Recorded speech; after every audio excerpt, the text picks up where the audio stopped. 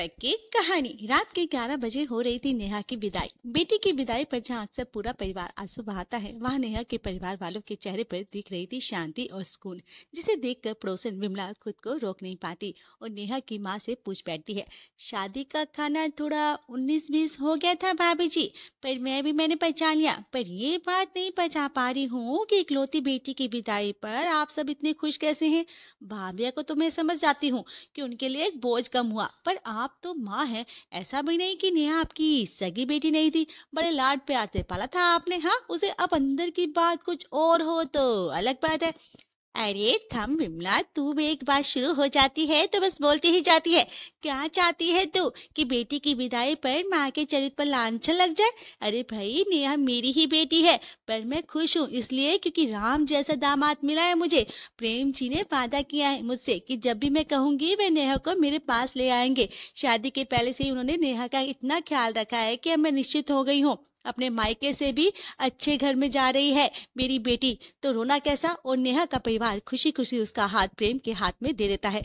नेहा विदा होकर पहुंच जाती है अपने ससुराल।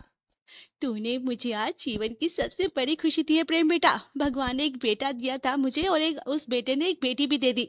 सिर्फ मेरी पसंद करने से थोड़ी ना शादी होगी मम्मी। हाँ, तो तुमने भी किया था। इतनी प्यारी बच्ची को ना कौन ही कर सकता था। और दरवाजे पे खड़ी अपनी बहू के गले में वृद्धा अपने गले से पन्ने का हार उतार कर पहना देती है। अरे ये क्या कर रही है वृंदा?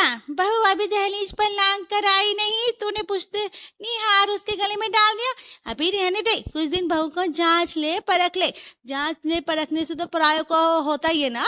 हाँ भाभी जी, अपनों को नहीं परखा जाता। ये तो मेरी बेटी है, मेरा सब कुछ तो प्रेम और नेहा का ही होना है। अब वो कल हो या अभी, आपको इतना प्यार देखकर मेरी ना आंखें भर आई। मम्मी जी, आप मेरी मम्मी जी नहीं है, मेरी मम्मी ही है।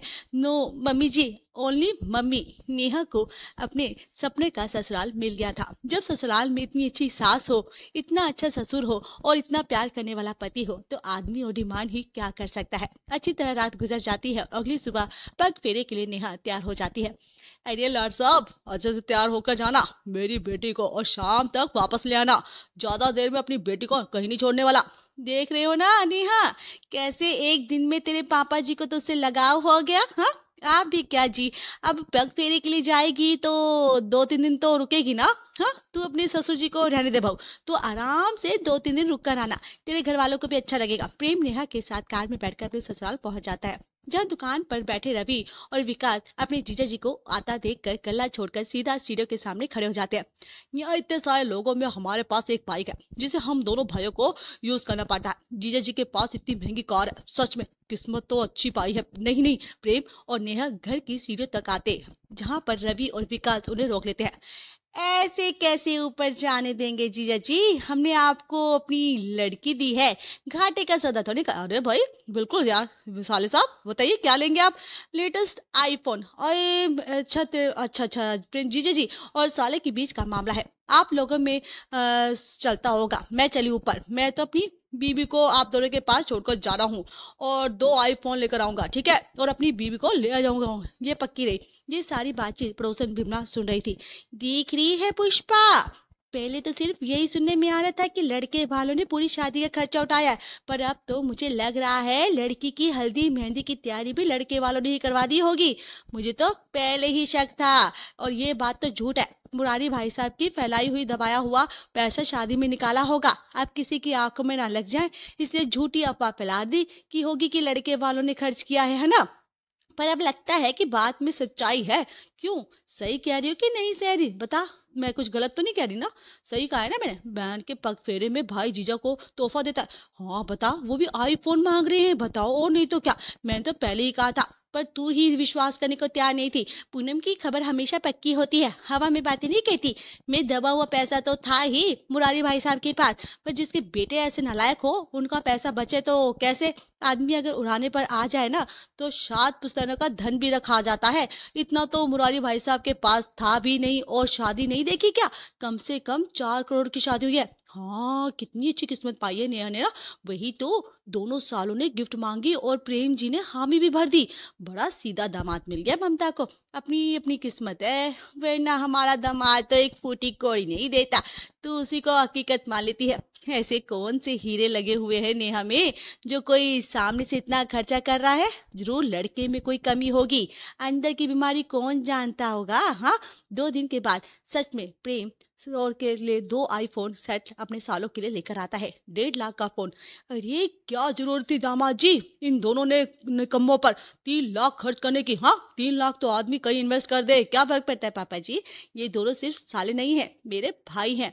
भाई सारी रस्में पूरी करने के बाद प्रेम नेहा के साथ वापस अपने घर आ जाता है। 1 हफ्ते बाद खाने के टेबल पर दिन भर तू काम करता रहता है और बहू बेचारी घर में हम बूढ़ों के बीच बोर होती रहती है। घूमने फिरने ले जाया कर इसे। हाँ, कहीं सच में कभी कभी तो मुझे समझ में नहीं आता प्रेम तू किस पर गया है।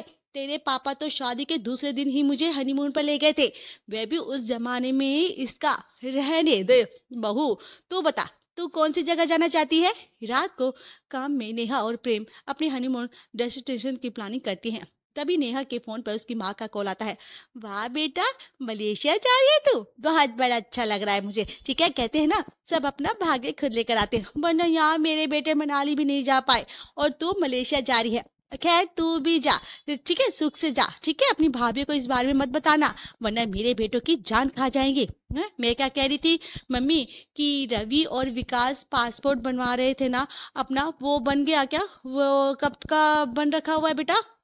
हाँ, धूल लग रही है बस उसमें तो।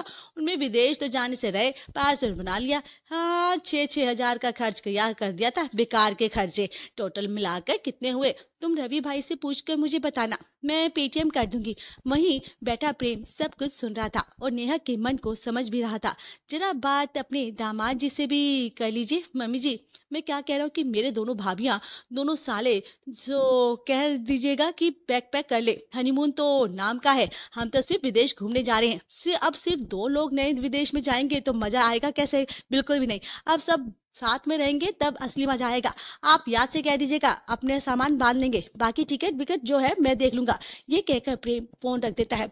ओह M G, thank you so much. Prem, मुझे लगा था कि तुम सोचोगे मेरे भाइयों के आने से हमारा हनीमून बिगड़ जाएगा। ये सिर्फ कहने की बात होती है नेहा।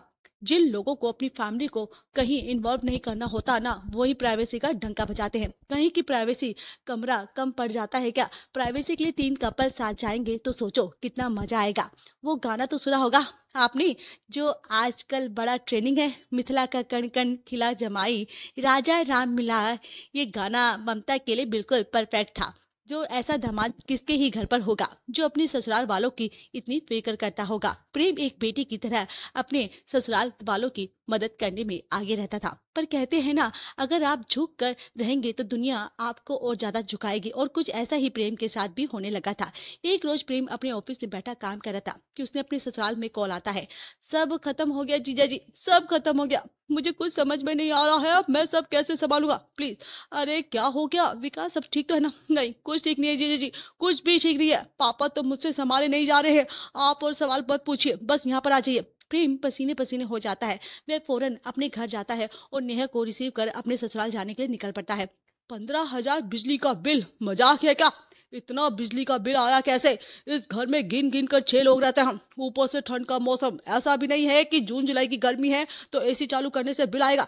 अब मुझे क्या पता, मैं तो दुकान पर रहता हूँ पापा जी। ये 4-5 गुना ज्यादा बिजली का बिल आया है तो हम दो गरीब भाई कैसे चुकाएंगे बिल? तुम फिक्र मत करो, मैंने जीजा जी को कॉल कर दिया है, वो आ ही रहे हैं। हाय बढ़ाते हुए प्रेम अपने ससुराल पहुंचता है, जहां दरवाजे पर ही विकास उसे घर का बिजली का बिल ऐसे थमा देता है मानो किसी की हेल्थ रिपोर्ट हो या तो बिजली का बिल है। साले साहब, भाई तो अब आप ही बताइए जीजा जी, 15,000 बिल भी कोई आने की चीज होती है? इतना बिल आएगा तो हम जैसे छोटे राशन के दुकान वाले कैसे भरेंगे इतना अमाउंट? ये बिल देखकर पापा के तो दिल में हार्ट अटैक ही आने वाला था। इस बिल को लेकर कॉल किया था तुम लोगों ने, हे भगवान, मैं तो डर ही गया था। वही ना साले साहब, आप तो ऐसे कह रहे थे कि सीधा यहाँ जाइए और इससे मैटर नहीं संभल रहा है। अब सब खत्म हो गया, देखा जाए तो सब खत्म ही था दामाद जी।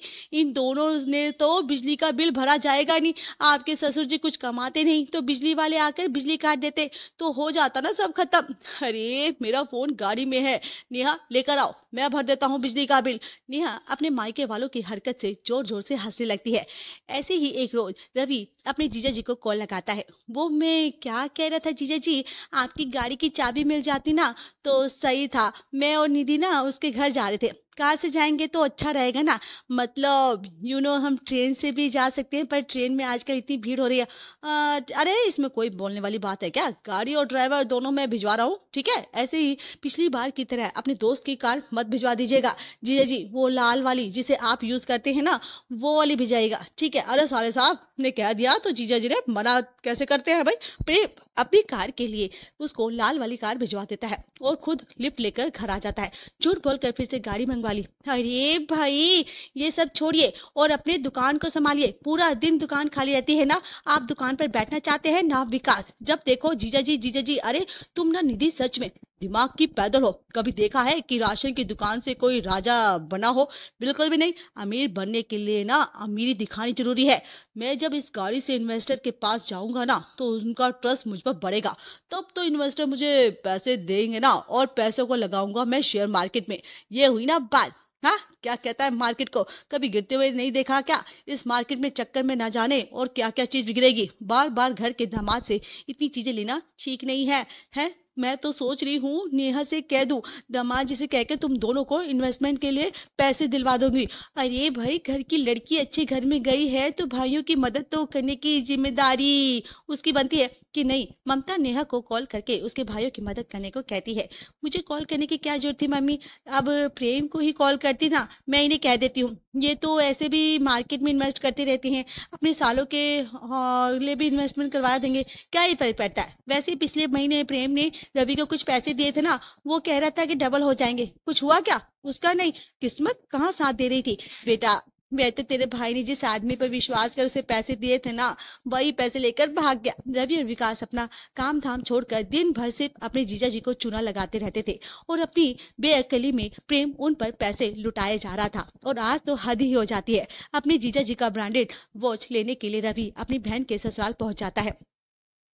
मैं जानती हूँ बेटा, तू अपने ससुराल वालों को बहुत चाहता है, पर जो भी कर न सोच समझ कर कर, कहीं ऐसा ना हो कि तेरे भोलेपन का कोई फायदा उठा ले। बेटा तेरा टूटा हुआ दिल मैं नहीं देख पाऊंगी, ज्यादा तो कुछ नहीं कहूंगी क्योंकि वे तेरा ससुराल है और तू इतना समझदार तो है। अब क्या लगता है मम्मी जी कि आपको दिख रहा है, वो मुझे नहीं दिख रहा है। इतने दिनों में बिजनेस ऐसे ही संभाल रहा है क्यों मैं, है तुम्हारा बेटा, पर कभी कभी रिश्तों को बचाए रखने के लिए ना भोला बनना पड़ता है। जिस दिन से मेरी और नेहा की सगाई हुई थी ना, मैं उसी दिन से चीजें समझ गया था। मैं भोला जरूर हूँ पर बेवकूफ नहीं, और भोला भी बन रहा हूँ तो सिर्फ प्यार में, रिस्पेक्ट में। जीजा जीजा दामाद दामाद करके सिर्फ मेरा फायदा उठाया जाता है, पर मैं चुप हूँ और अब तब तक चुप रहूंगा जब तक नेहा खुद इस मैटर में नहीं पड़ती। प्रेम के लेवल को लेकर आसपास वाले अब कमेंट करने लगे थे, पर प्रेम किसी की बातों पर ध्यान नहीं देता था। प्रेम और नेहा रात को डिस्को जाने की प्लानिंग करते हैं। अब जीजा जी बाहर जा रहे हो और साला ना पहुंचे, ऐसे कैसे हो सकता था?